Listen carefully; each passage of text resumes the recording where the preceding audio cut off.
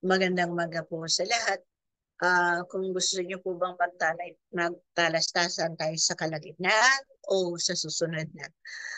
Paalala po muli, sa susunod po ng Sabado, hindi ko po tiyak kung meron tayong face-to-face. Kung hindi po ay kalingguhan, magsusumpo ulit tayo. Salamat po.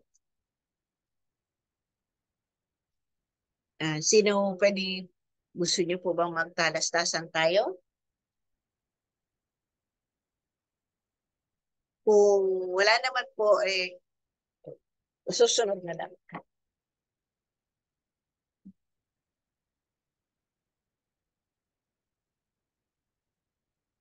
Ano po?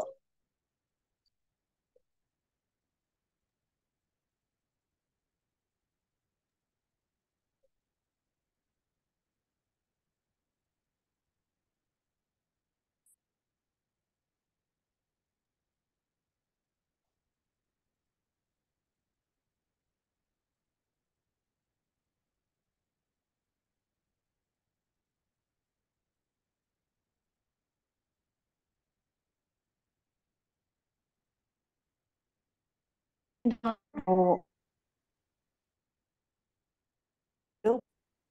Hello po.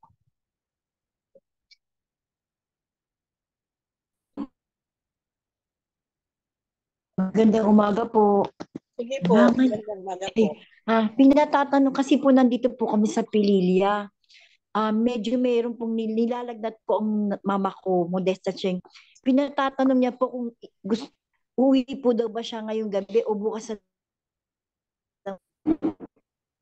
Bukas na po ng umaga, kayo lumuwas. Madulas ang kalsada. Bukas po ng umaga, nakalabas na kayo ng alas 10 ng umaga, pababa.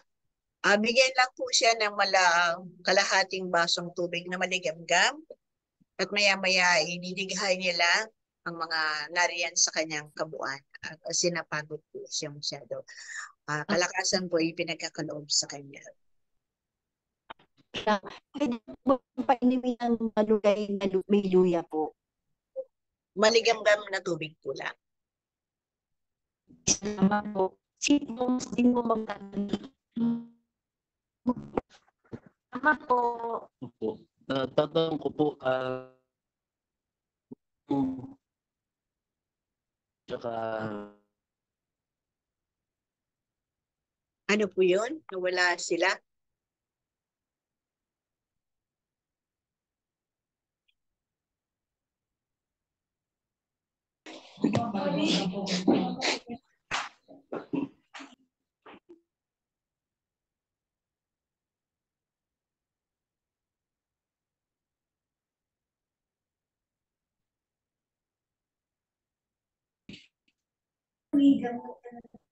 sige. Yun, di talaga ano.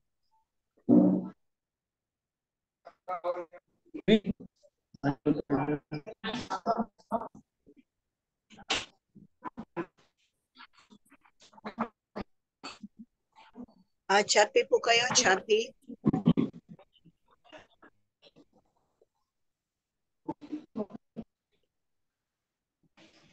Hello po, hello po. Hello po. Narinig po. Medyo choppy. Choppy yung ang dating sa amin, sa akin.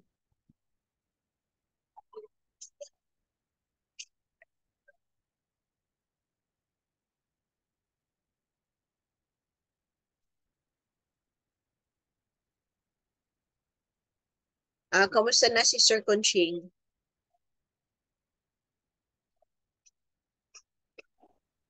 Mabuti po. Salamat po. Tulad ng hindi pa sumasagot si Dr. Sai doon sa tanong mo. Nasa labas ng bansa si Hello po, Dr. hello po. Yes, Doktora. Hello po. Sa September 11 po, dadalhin na namin ni Joyce si Nanay Conching sa UST po for check-up po siya.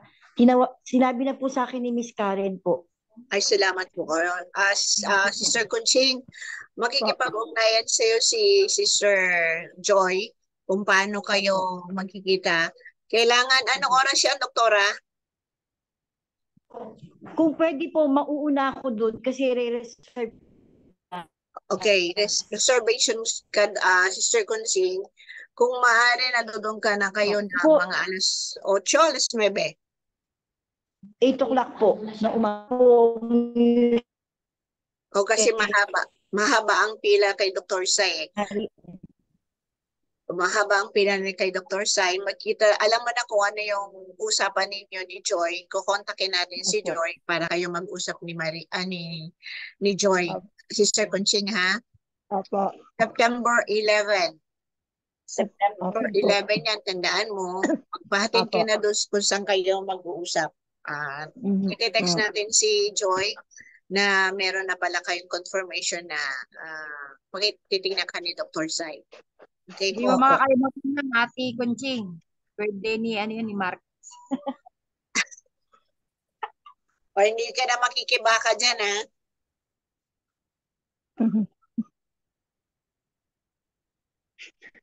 September 11. Ano ko sa'yo ng September 11, ha? I-set ko sa'yo ng reminder mo na September 11. Usap po. Hello. Doktora, ano ka, Chappy? Chappy ka. Doktora, Chappy ka. Tatawagan ko po si Joy kung paano gagawin po namin. Tatawagan lang po ako tomorrow. O, sige po. Sige. Tapos, contact na lang sila. Doktora. Si Dr. Sai po yun yung isa ay specialist ng eye. So magkaroon po tayo ng konting pagtutulong-tulong para magkaroon ng magandang mata si kapatid na Conching. Nawa tulad ng ito po ay alisin natin yung sa ating kaisipan na tayo ay pinagpala ng buong may kapal. Lahat po tayong nilalang ay pinagpala ng pong may kapal. Tulad po ng mga siyensya, katulad po ng mga doktor, ay meron po silang pinag-aralan. May biyayang pinagkaloob ang pong may kapal. At kung sa kanila po ay dadaan ng isang kabuuan, maaari po hingin natin yung kagalingan ng kanilang magiging pasyente. At kung ito naman po ay meron pong mga ibang mga doktor din, mga seruhan mo, na kapag nagawa na nila ang kanilang kaalaman at kung hindi na po ito na aayon sa kanilang karunungan, ay ito naman ay binabahagi nila na kung kayo ay nananampalataya at naniniwala doon naman sa mga spiritual na biyaya ng pagpong may kapal. Unang-una sasabihin ko po sa inyo, ang pananampalataya at pananalig sa pong may kapal ay higitin ninyo o panaligan ninyo na makakamtan ninyo ang kagalingan ninyo. Hindi ko po sasabihin na naganap ito sa akin. Ngunit maraming patunay at patotoo ang nakilang lumikha na siyang ibinigay niya sa akin at nakita ko po yung patunay na yan. Kaya sa totoo po, lahat po tayong manggagawa o lahat tayong mga kapatidan manggagawa, lahat po tayong manggagawa, iba't ibang pamamaraan lang po ay binibigyan ng pong may kapal na kung anong tinanggap natin ay gawin natin to ng merong pag-ibig. Mahalin natin yung ating biyayang pinagkaloob. Tulad nga, sabi nga ay kung ito ay siruhano kayo, kung kayo ay isa spiritual na pinagkaloob, gamitin po natin to ng merong pananampalataya at paniniwala sa dakilang lumikha at makakamtan natin ang kasagutan sa ating manghinaing. Salamat po. Tulad ng wika nga, Sister Conching, magko-contact na lang kayo, ha? Apo. Salamat po. Sino po makikipagdalas nasa sa kalagitnaan?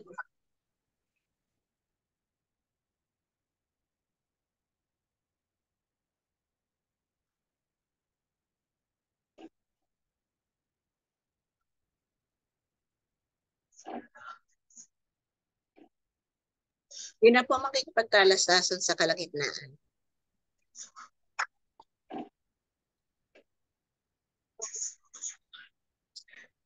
At kung wala naman po na maaring sa susunod na pakipag-ugnayan natin.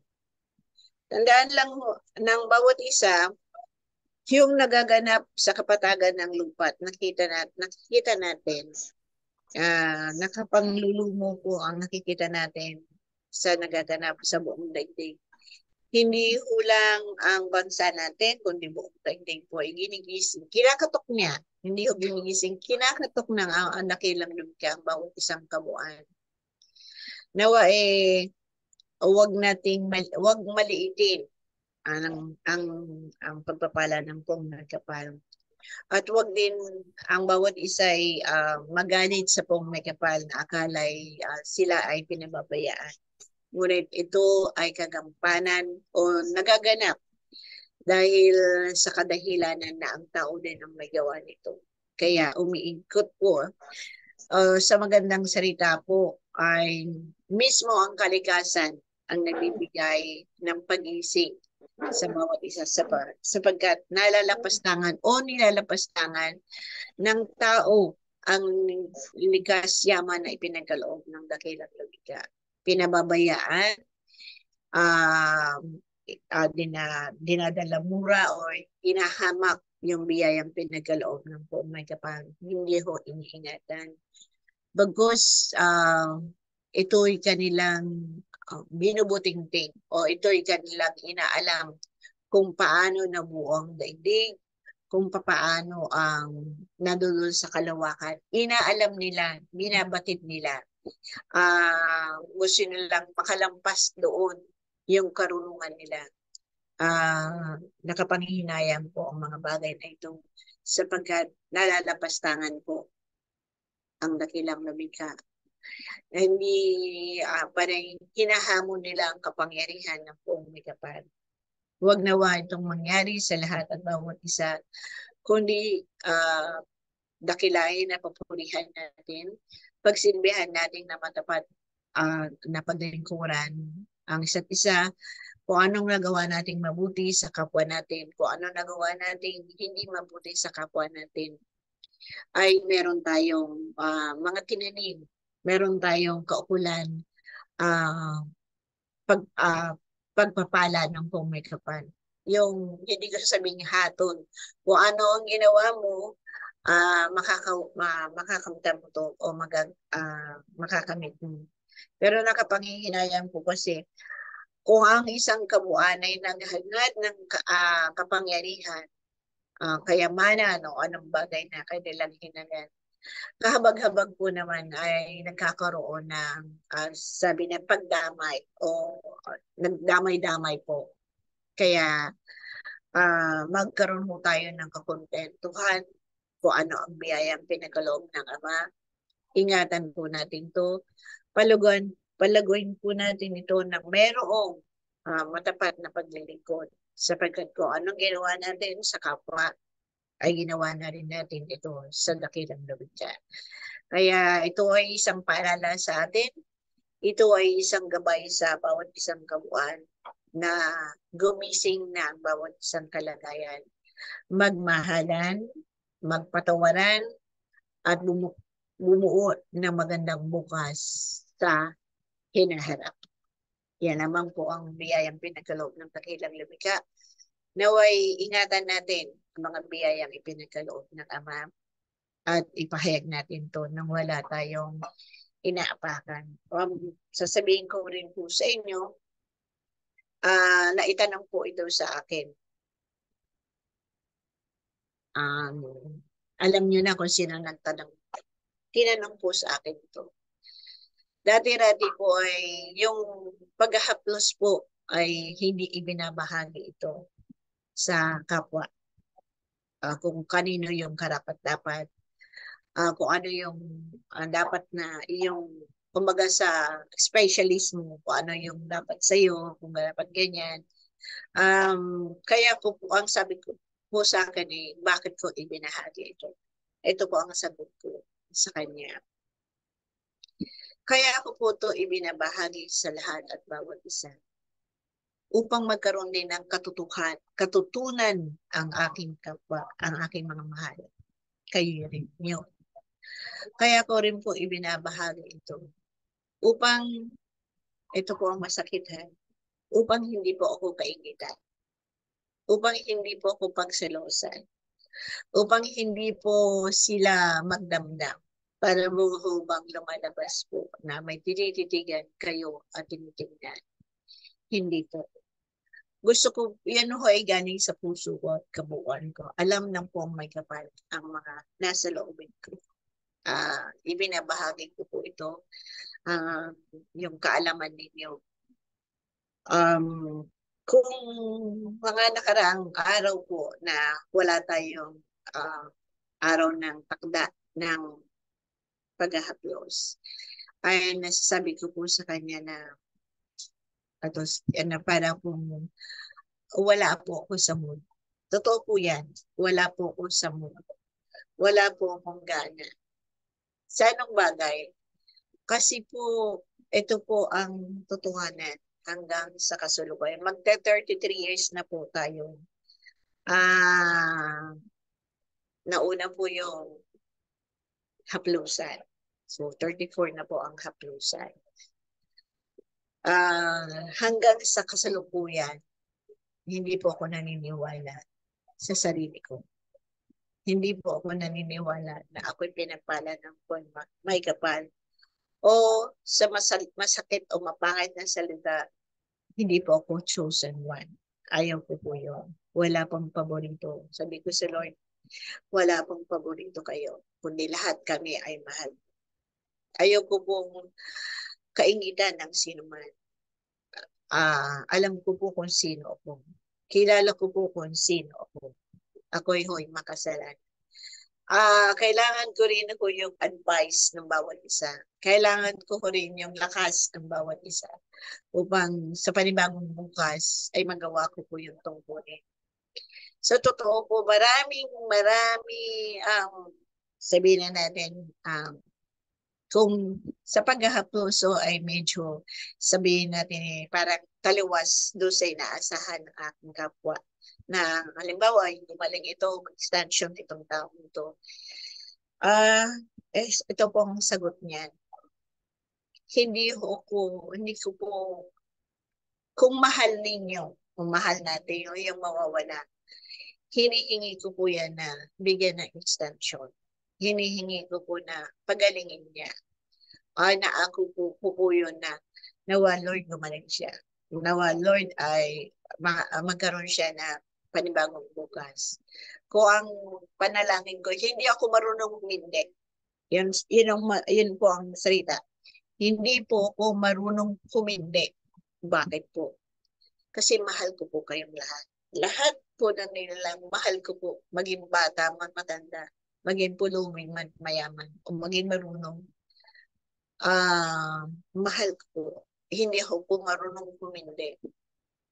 At alam ng po ang may kapal. Pinakamaliit o pinakamalaking karamdaman na naramdaman ng isang kabuuan, hinihingi ko po na akin na lang. Alam ng Panginoon yan. Hindi ko po kayo, sabihin natin ang tawag na yan hindi ko po kayo niloloko. Hindi ko po kayo, hindi po ako ang term po na yan, hindi ko po kayo binubola. Yan, hindi ko po kayo binubola. Hinihingi ko po na makabahagi ako doon sa karamdaman niya.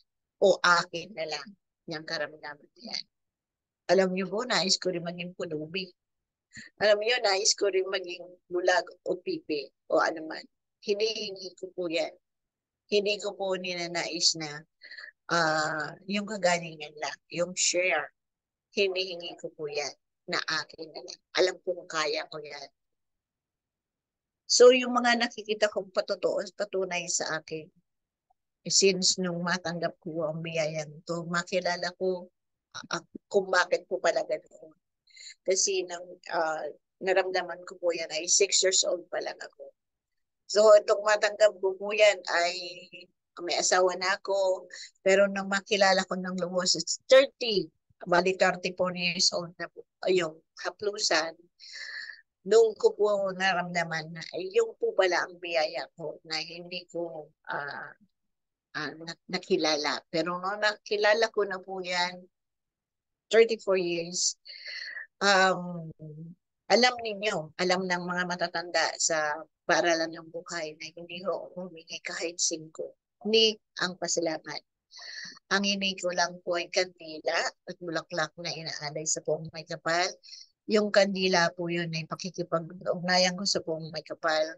Yun lamang po ang hiningi ko. Hindi ko nga ako hiningi na pray nyo ako na magkaroon ako ng kalakasan at kagalingan. Hindi po. Ang hiningi ko lang ay ang kandila para pagtirik at pakikipag-unayan sa poong may kapal at ang bulaklak na iaalay sa altar.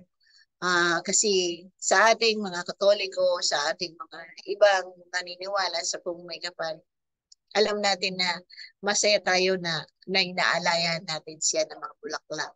Pero yung bulaklak na yan ay gawin natin ng mayroong kabutihan ng kabanalang gawain. Kaya po yan, hindi ko rin kayo, sabi ko, hindi ko rin kayo binobola sa pamagitan ng sinabi ko sa inyo. Marami kong patunay sa akin at patotoo sa akin na itong latest nga po osteoporosis po ako. Talaga hindi ako pag naupo po ako na nag-squat ako, hindi ako makatayong higit. So yung mga patunay na yan, hanggang sa ngayon, naging 5, noon po ay naging 5'2" ko, naging 5'1", naging more than 5 na lang ako. Pero itong July, August, nagpatunay po na nagkaroon po ako na bumalik po yung nag-5'2" na ako. So through yung faith ko po at pananalig sa kanya, wala pong naganap sa akin na naoperahan ako kasi meron akong kidney stone. Nagkaroon po ako ng problema sa aking kidney. Pero lahat na yan ay patunay na hindi po po na operahan, kundi nakuha po yan sa tubig lang. Binigyan po ko ng water therapy, binigyan ng konting gamot, at yun ay nakagaling po sa akin yung tubig din. Through ang faith natin sa Kanya, lahat po tayo magpapatunay po sa ating lahat kapag nandiyan ang pong may kapal. Although sabi nga natin talagang kayo na lang po sa inyo na lang po kaya talagang tinanggihan ko po yung pera. Talagang kasi kapag may pera ka, alam kong maliligaw ka o malulunod ka sa kayamanan, karunungan o kapangyarihan na sa iyo. Tinanggihan ko po yan. Ngayon po kung humihingi sa Kanya, hindi lang po para sa akin, hindi lang po sa akin mga kapatid, kundi para sa ating lahat. Magkaroon ng bahagi, hindi man malaki, pero magkaroon ng sharing. Lord, yan ang hinihingi natin. Ngunit para sa akin, parang napakalayo pa rin. Hanggang ngayon, napakalayo. Since po na yan, alis po wala ako. Talagang tumataya po ako ng babakasakali ako ng makajackpot ng loto yan. Yan po tayo sa loto. Humingi po ako ng mga bagay na ngayon ay magkaroon ng bahagi at magkaroon tayo ng konting maliit na puhunan sa ating panibagong bukas. Pero kinakalahat, yung masarap na nakilala natin ng mas maaga ang Paul Mecapa. Hindi ho nandoon na kami sa stage. Ako, si Kuya Tony, si Sister Gonching, or yung sinong senior sa atin. Hindi po nandoon na kami. Hindi po nakilala pa rin natin ang Pong Nagapal na mabago natin yung ating pagkukulang, yung pagkakamali natin, gawin natin sa mabuting gawain na matapat tayong maglilingkuran at nagsasamahan tayo ng matapat. Ganon din sa ating kapatid na humingi ng extension, ay hindi po, pinuputol niya extension ng bahag niya sa buhay. Ang wika po sa akin ng Pong Nagapal, mahalin mo, pagsikapan mo, pagtiyagaan mo ang mahal mo sa buhay hanggang sa dulo ng kanyang hininga. Mahalin mo siya, paglingkuran mo siya, alagaan mo siya. Nang sa gayon, pagdating ng araw na ikaw naman ay tatanda, ganun din ang maging sukli sa iyo ng mga mo sa buhay. Kaya sa ating lahat na nandito, na nakikipag-aral na, tayo'y maglingkuran ng matapat sa isa't isa. Yun lamang po. Magandang umaga po sa lahat. Share your blessing. Kung wala na po makikipag-aral sa kalagitnaan, na ulitin ko po, baka by Saturday po, next Saturday, maaga ko naman po sasabihin kung matutuloy po kami ng aming get together na mag-anak. Kasi yung birthday po na aking kambal ay gagawin po hata ng Sabado. Kung di po, magiging linggo tayo soon. Okay po? Maraming salamat po sa lahat. At pagpalain po tayo ng pong may kapal. At ang liwanag na ipinutong niya muli sa atin, yung ating liwanag ay pagyabumi natin at ihabahagi ito natin nang merong tayong matapat na paglilingkuran. Maraming salamat. God bless you sa bagong bahay mo, Brother Noyger and Inin and family. Sister Conching, Lydia and family, Biboy, at saka yung baby mo na yan na kulay brown, at saka yung mga bata. Kuya Tony and family, at saka sa lahat, Doktora, family, ganun din. Kuya Tony, love you all. Miss you. Salamat po. Salamat po. Bye-bye God bless. po. Thank you. Bye. Bye. Bye-bye. Online.